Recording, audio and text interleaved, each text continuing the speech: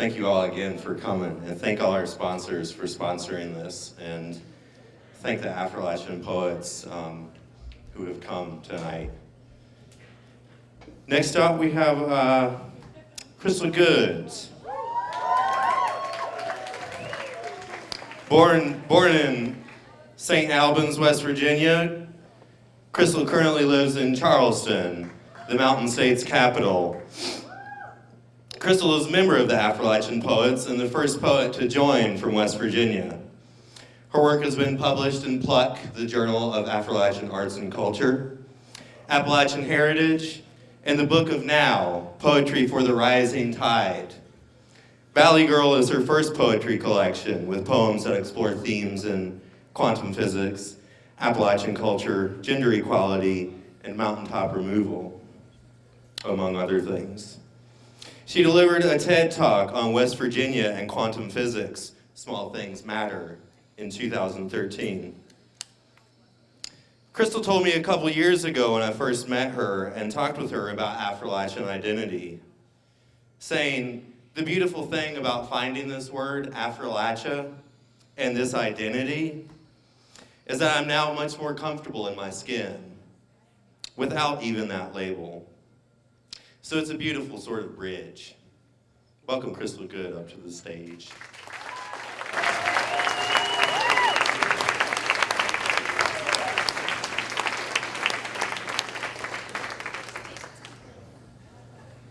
Hi. So I wore my Earth Day dress for y'all. I wear this every Earth Day.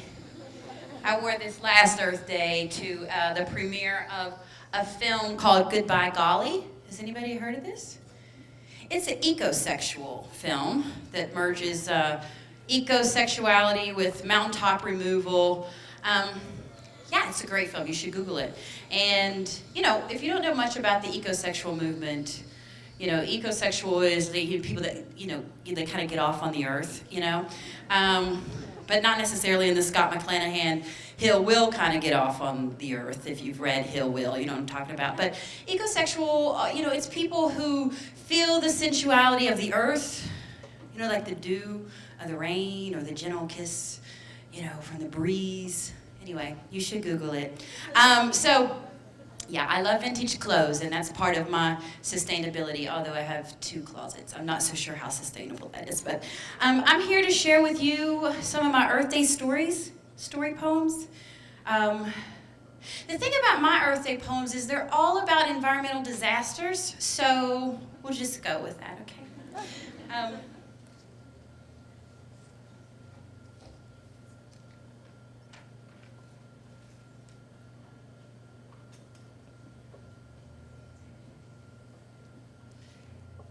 What you know about black diamonds, black diamonds, black diamonds, hey, hey, hey, hey. What you know about soul? What you know about coal? What you know about the pressure of the earth turning soil to coal, turning coal to diamonds? They say one day millions and millions of years of pressure form diamonds. In colors black, pink, yellow, green, today this pressure forms black diamonds. From blood, from sweat, from love, from slaves buried in unmarked graves. Black diamonds form on days like April 5th, 2010, the day that started just like all the other days, just like all the other days, the hundreds of days that for hundreds of years that the earth fell in on miners. Trapping them underground with nothing but their prayers. This time on April 5th, 2010, 29 men died in what they call a mine disaster. Others, industrial homicide, dead. 29 miners. What you know about black diamonds, black diamonds? You see, when sweet Mrs. Jenny Lynch heard the news that her husband would not be coming home, she knew there would be no more I love yous, no more kisses at 4 a.m., no more coffee on the stove by your pail, honey. Her high school sweetheart, her husband of 34 years, her Rosie would not be coming home. When sweet Jenny sheds a tear, when every coal miner's wife sheds a tear, there comes the pressure. compacted, compacted, compacted, and every time Mrs. Lynch, Mrs. Sweet Jenny cries and her tears hit the earth, there in the mountains of West Virginia form a priceless black diamond. No coal company can ever sell these jewels of Appalachia, these women who love their men deep into the earth, this special breed, this diamond, forming diamonds compacted, compacted of tears, of love, of human slavery, of the company's store of, we're sorry for your loss, of black, black lung. This, our history is scattered. You have to find it in poems called Black Diamonds, Black Diamonds. In pages where black ink fades until somebody digs and some brave heart will always hear the call from deep inside the earth, so that millions and millions of years from now they will hold up and marvel at our diamonds and wonder at their timeless love formed by the pressure and pressure and pressure and the salt of her tears. What you know about black diamonds, black diamonds, black diamonds? Hey, hey, hey, hey. What you know about soul? What you know about coal?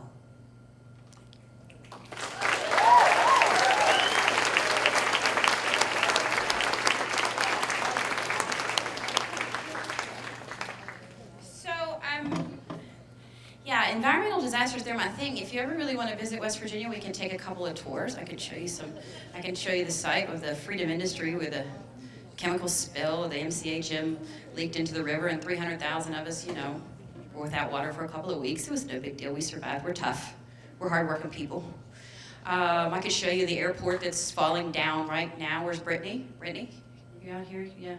Brittany's from West Virginia. She could tell you about Yeager Airport. The airport mountain's falling down. Google it. And then there's this thing called fracking. Are you guys, yeah. Boo on the fracking. So anyway, I'm going to read you a poem about Mr. Marcellus Shell. Mr. Marcellus Shell was the kind of guy that hung out at strip clubs and said it was because he liked a steak. He had a wife at home and his 5 kids and another woman asleep in a condo somewhere off of South Beach waiting for another man until Marcellus called and said, hey, come here. He carried 2 cell phones, one with all the hot spots for when he needed gas, because he needs to frack and leave, frack and leave, frack and leave. Marcellus didn't have many rules and few regulations, except when some folks saw him coming, they politely asked him to do his business outside the city limits. But this was rare. He was rich, paid his taxes, and when he drove into town in his Toyota truck, it seemed nobody had anything to say. He had a reputation for being big, yet up and down the ridge, the women talked and said Mr. Marcellus Shell was overrated. Short-term, hydraulic man that only knew how to drill. He didn't believe in foreplay. Marcellus took pride in being clean. He liked water and always took a shower before and after and during his fracking. He had a thing for water, a fetish of sorts. He used 5 million gallons, but no matter how clean Marcellus was, he always felt dirty. His fracking became fractures, broken pinky promises with the women he never took seriously, damaging the roads to their hearts. Marcellus could turn their tears to fire. And when he left these precious natural resources, there was always money on the nightstand. He paid for the room just enough, he thought, to break even for the space he took. He just wanted to frack and leave, frack and leave, frack and leave. Mr. Marcellus Shell.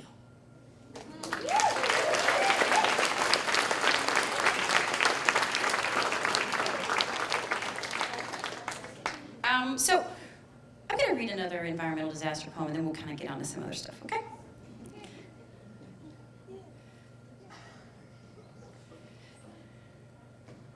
It's an oldie but goodie.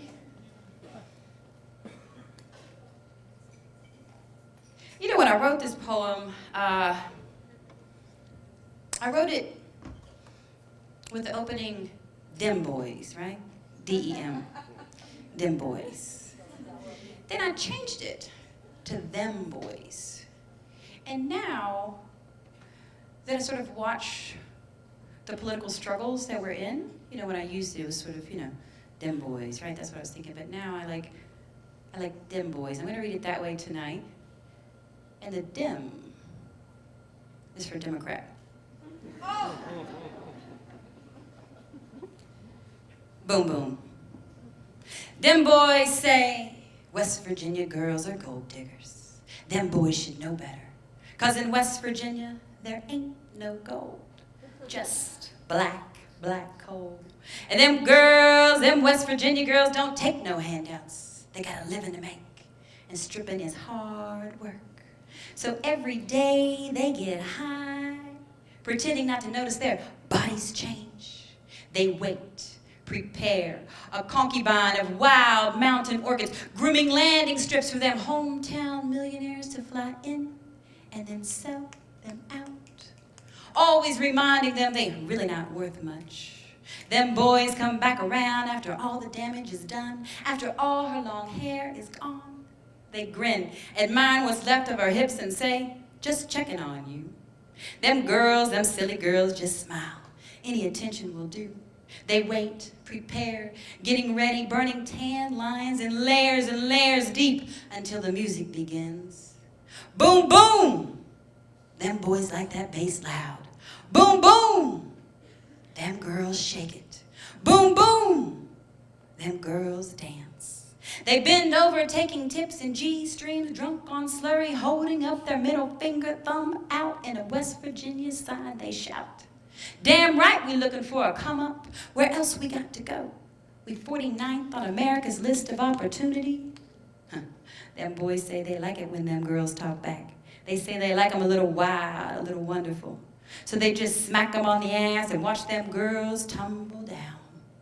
Them boys know some of those West Virginia girls can't count, not 8 + 1 or 2 × 2, so they laugh and call them names like crazy, like whore, just after they take all their mineral rights.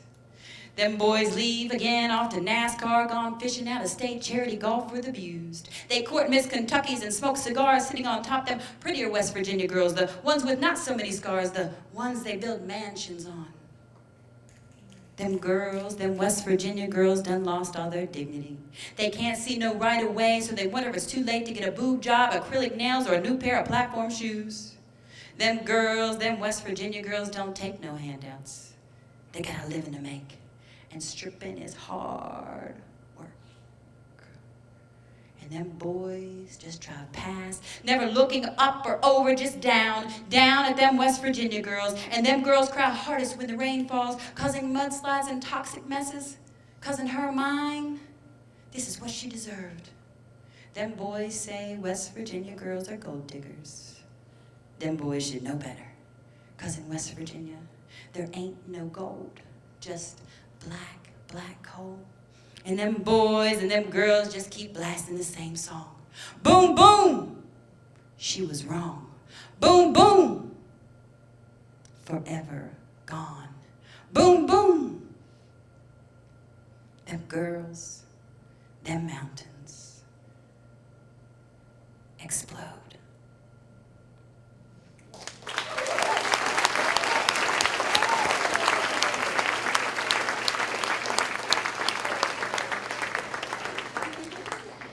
Concludes our environmental disaster portion of the show.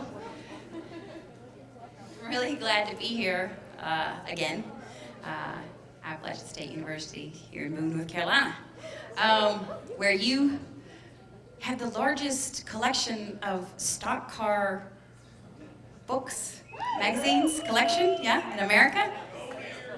Yeah. I love it. So usually when I do a poetry show, I always say, are there any NASCAR fans in the room? Are there any NASCAR fans in the room? Well, how'll be? Usually everybody's like, well, they don't understand why I'm asking this question. They're very confused. They're like, I'm an Affrilachian poetry reading. Why are you asking me about NASCAR? Well, let me just read you a little poem. I was raised NASCAR, Talladega Speedway, Lava Soap, Ford Tough. Leonard Skinner and Public Enemy, I can talk a mountain of shit to anybody. 304 girl, all-terrain, 2 wheels, look ma, no hands on the dance floor. Rolling my eyes or whatever you got. Burping Bud or 40 OZs, easy as sipping champagne, Greenbrier flutes and sweets for me. Mountain Maid tamed the whitewater catfish, zipped the line just in time to watch Uncle Boy and Bub finish painting my Chevy cherry red during the Steelers halftime. I can take a turn, drive a straightaway, flare, full spare, Hemi engine, I get anywhere. Say my prayers, pay my tolls, tunnel myself out to any big city. Ricardo, they always speak in Espanol to me. See, just you wait, Miss Crystal got laps to go, a rhythm, a ripple, a page to read about sweet home West V. Before the checkered flag, black, white, me.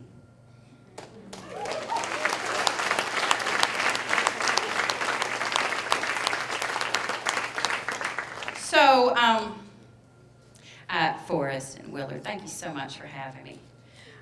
He forgot to mention that I am the new social media senator for the Digital District of West Virginia. Yeah, so I made it up and I won. I won more votes than the other guy, yeah. I ran against apathy. I ran against, his name was Jack Doodley Squat from Apathy, West Virginia. So it's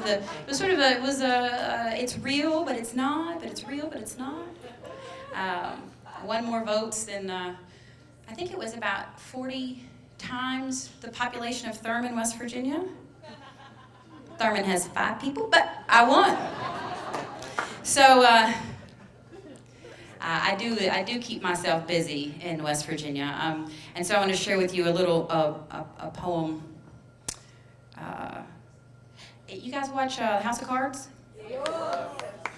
All right, so this is something I'm working on, but I'll share with you now. It's called Hillbilly House of Cards.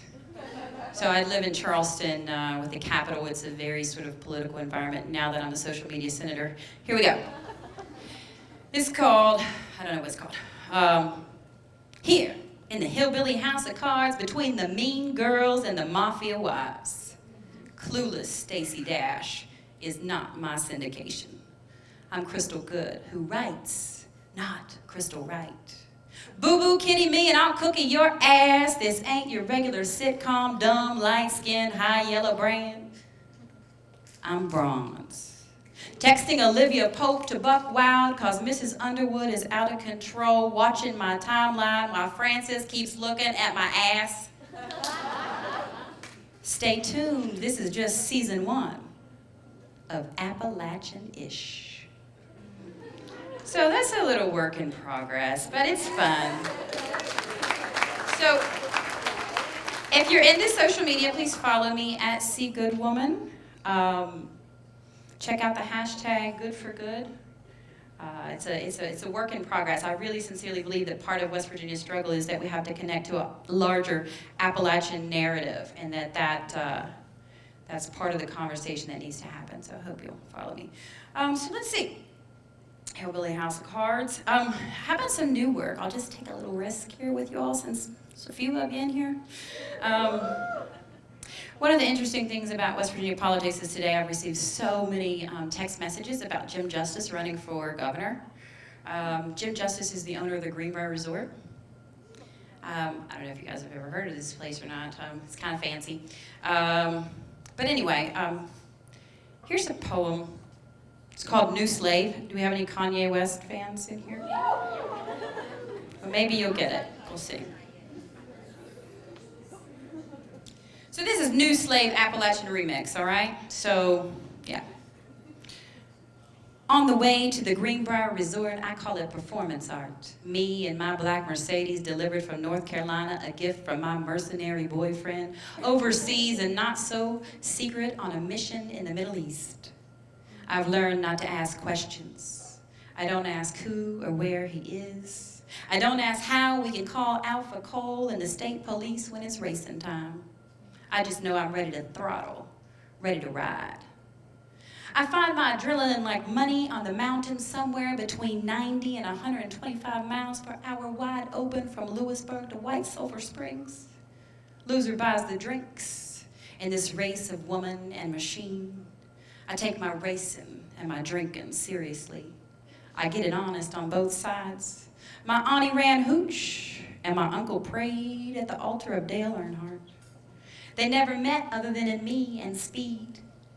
I test the boundaries of freedom and speech, listening to Kanye and Chanel shades, waiting for the beat to drop. I downshift, light a cigarette in the car. At the entrance of the plantation, the race is lost. I drive reckless, knowing this can never be won. I'm an American in this resort. I can barely afford to valet. Mr. Mosley says, welcome back. Blood on the leaves. New slave.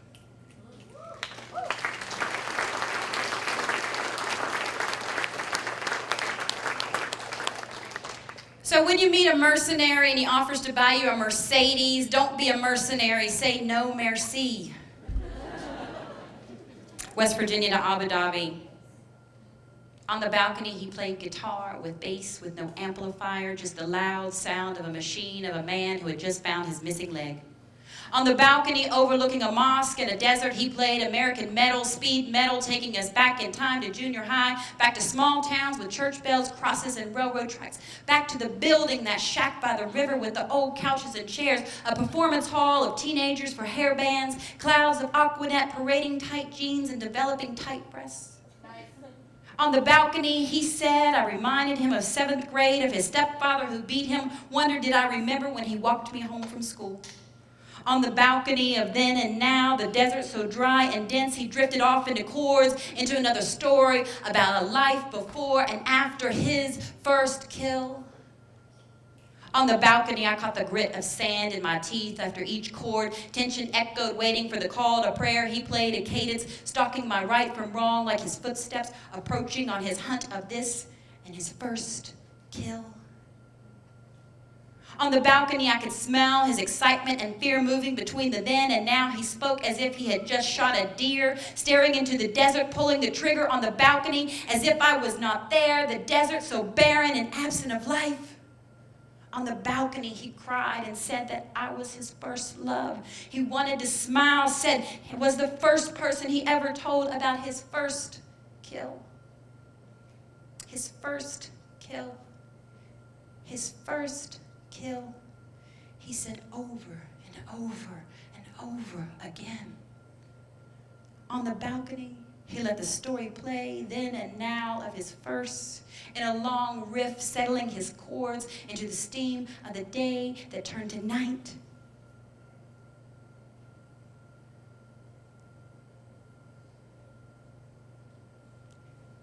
Then he jumped off the balcony from West Virginia to Abu Dhabi.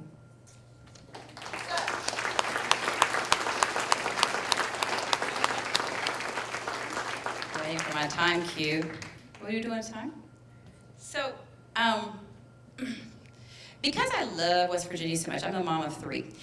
Sometimes people ask my kids to give like they'll ask my kids a West Virginia question, right? And so I'm a poet, and so I could say that I have PKs, sort of like preachers' kids, right? So poets' kids, like preachers' kids, really don't care like what their parents do, right? So my kids did this interview about something, what was like West Virginia, it was like the kids' corner for the paper, and so they were asking them questions like, how do you really like, what's your favorite place in West Virginia? And they're being like smart asses, and they're like, the mall. I'm like, don't say the mall, just things, and looking at me like, ha, ha, ha, because, there's somebody in the room, and I can't quite get to them. But, so my youngest, Aiden, they asked him what was his favorite moment in West Virginia history. And he looked as if he was thinking about this, and I'm kind of curious, what's he going to say? And he said, in 2010, when WVU beat Kentucky to go to the Final Four, landmark moment for him and his 10-year-old self, right? He's sort of like Papa with ESPN. So anyway, this is I'll finish out with this poem since I'm reading with my Kentucky brothers tonight. It's called Bocephus. It's a true story. The night West Virginia beat Kentucky, my son told me his dream. He said, Mama, white folks everywhere. The night Huggins got us to the final floor, the whole state erupted. Let's go, Mountaineers. Not since 1959, when Robert C. Byrd took his seat, did we have a chance. So like a good mama, I take my son to the mall. I park my Hyundai beside a Dodge Dually with a baby pissing on your Ford sticker. We enter the back of the mall, a shortcut through the food court. Black folks smoking Newports laugh and say, huh, Hank Jr. playing tonight.